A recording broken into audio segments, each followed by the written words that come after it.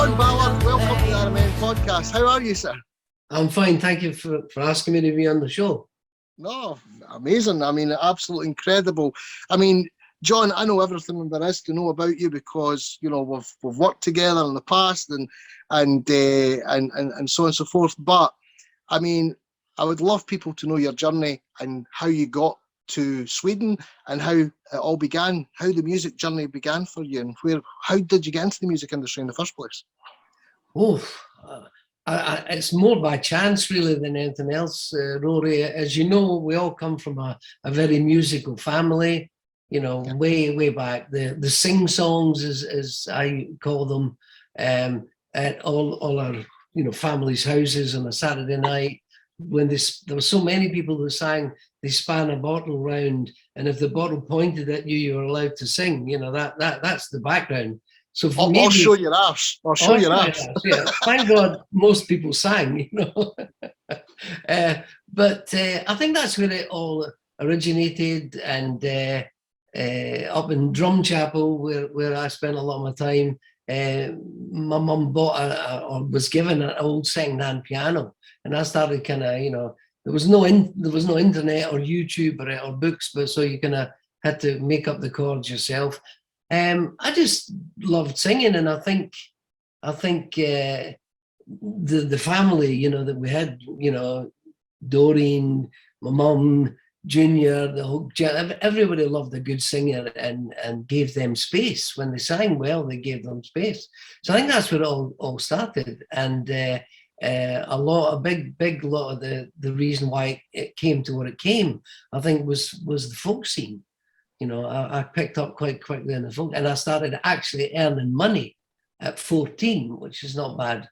Singing behind what, and singing, harmonies, playing the guitar, and it's like a drug, really. Once you've been on a stage and you've done something, and people think you've done it well, you want to do it again, and you want to, improve.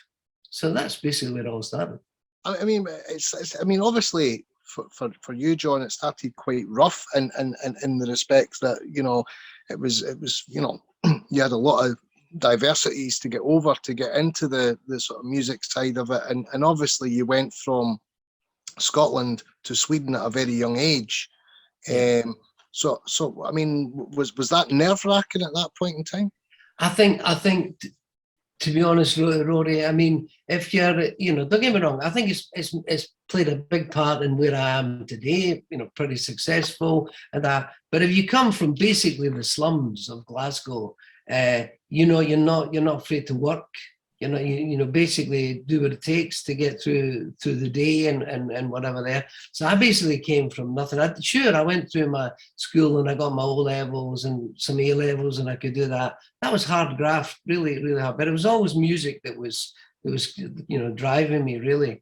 But I think when you think about it, I'm sure everybody says this, when you think about the way things were for young kids in those days and as today, it's night and day, really. It's totally night and day. And one little thing there I was thinking of that, and this is thanks actually to your dad. I'd be about 14 or 15. I had my big 12-string Echo guitar, which I was paying up on the HP.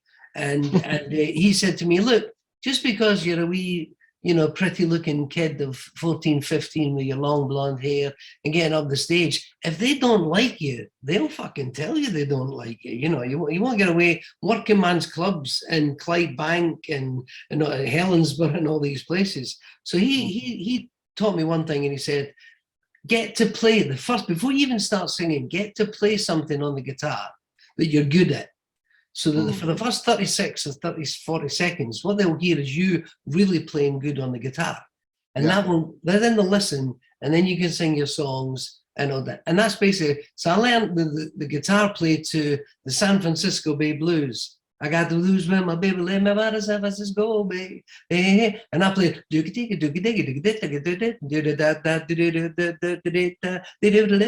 boom. And I started like that. And they went, wow. This kid, he can play, And I did that for years. I started my shows for years solo with the San Francisco Bay Blues, just to tell them, okay, I can play the guitar.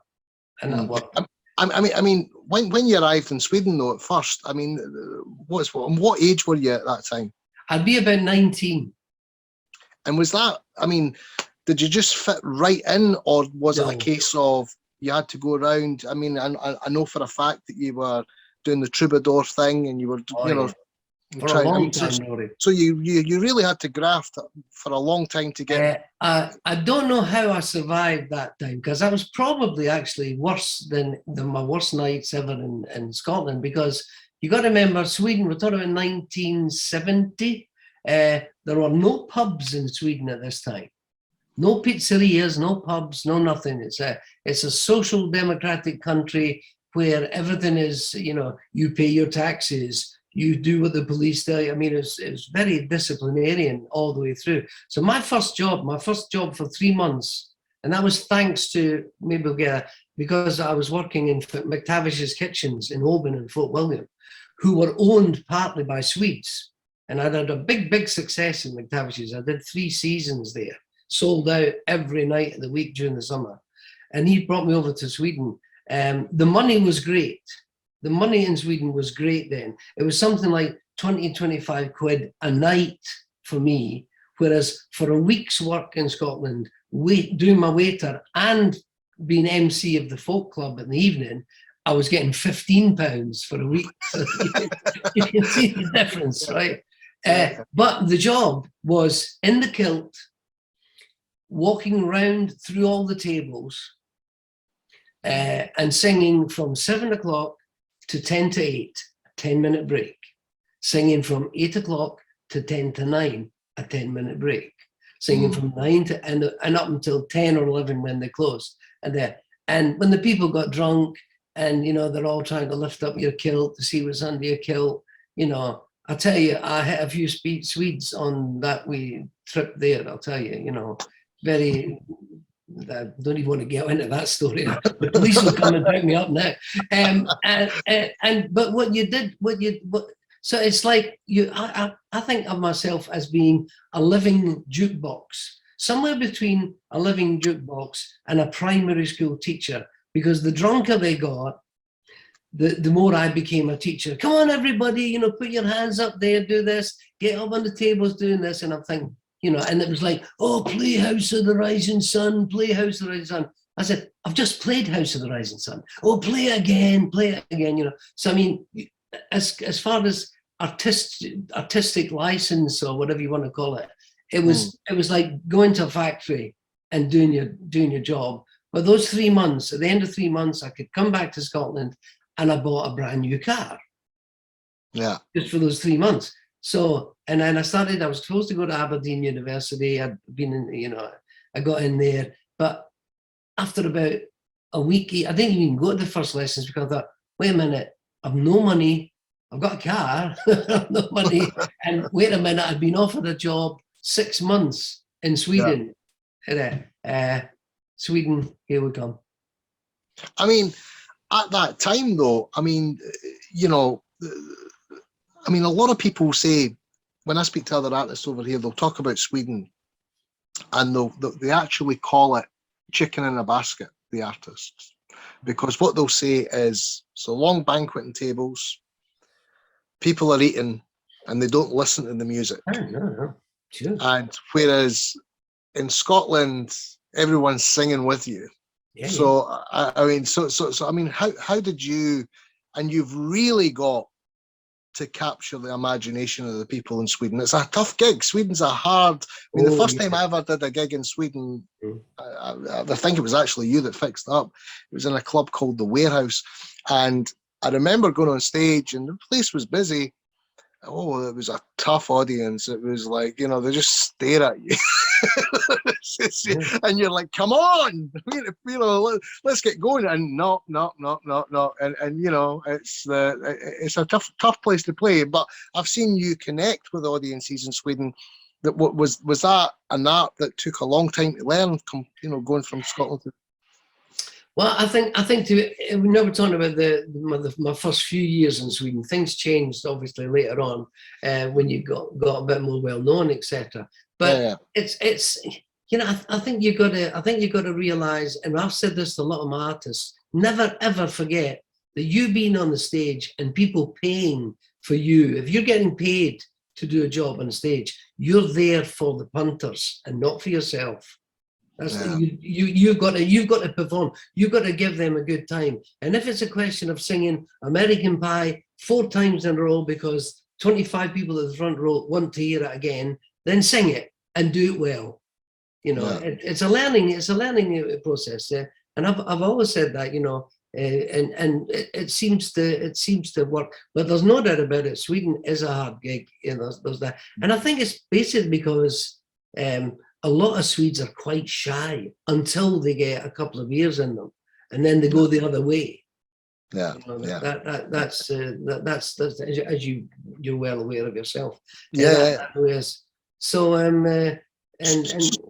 So I mean so just to kind of paint the picture. So you've decided not to go to Aberdeen University. You've decided to go to Gothenburg in Sweden.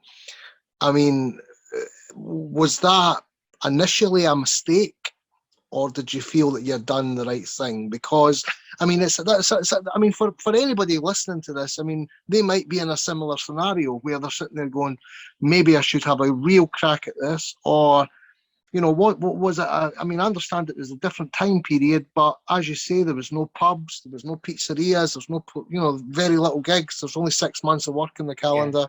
Yeah. I think at that stage when I decided to give it a go, it was more it was the lesser of the 2 evils, Rory.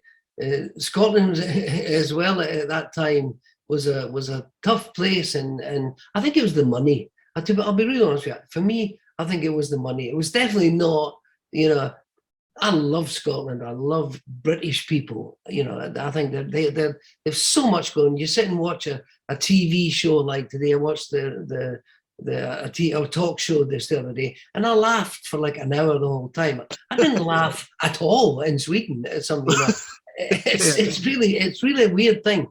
There are lots and lots of lovely Swedish people, don't get me wrong, but there is a difference. There's a cultural difference between a Scot, which I am, and a Swede, without any shadow of that. And we're not going to talk about that, but just as a little, I decided about 2 weeks ago that I'm going to write an autobiography. And I'll tell you why. It's because I'm tired. When it comes up, the Drumchapel, Govan Hill, and the hard times and the fights and the problems that I had in my youth up until 19, the bloody Swedes don't believe me. They don't believe me when I say, well, wait a minute, for the first 10 years of my life, we didn't have electricity, really. We had gas lighting on the walls. Christmas was an orange. I got an orange. And they always say, John, you're a great storyteller. You're on the stage. You do this. Why don't tone it down a bit? Just tell the truth. And I say, I'm telling the truth, and get out of my fucking way, or I'll nut you. I'll hit you with my orange. I've calmed down a lot since the Swedes have got me. But the point I'm saying is that I think getting back to what changed things in Sweden for me was I was actually doing pretty well at the students' unions and things like that. And you must remember that, and this I actually brought this to Ace of Base way down the line, was that from the folk scene, the rhythm that you've got in a lot of the folk and the standard Irish, Scottish, English folk songs, if you can transfer that to modern pop songs and just make a song that doesn't have the flow rhythm, which we spoke a little about before, into something, wow, this is great. And unquestionably, that's what Ed Sheeran, I mean, for me, when I listen to Ed Sheeran songs, I'm going, this guy's singing folk songs, I mean, he's what he's doing, I mean. You're 100%.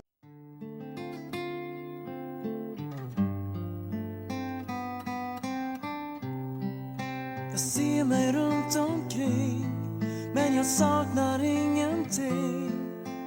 Bara vi